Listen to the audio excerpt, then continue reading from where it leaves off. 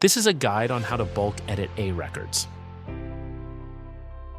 First, enable select mode. Then, choose the zones where you want to update the A records. Open the Bulk Action menu and select Bulk Edit IP. You can also use this feature to edit AAAA records, but in this example, we will focus on A records only.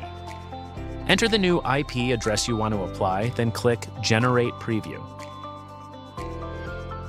In the preview, you can review how the existing A record IPs will be updated to the new value.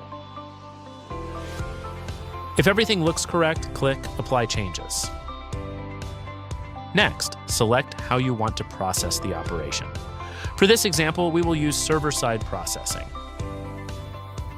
The server-side process runs in the background, allowing you to continue working or safely close your browser without interrupting the operation.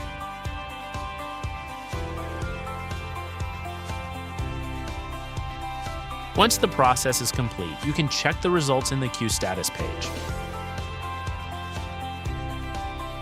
There, you will see whether all updates were successful or if any changes failed. As shown, the bulk IP update was completed successfully without any errors. You can also verify the changes directly in the DNS records of the selected zones.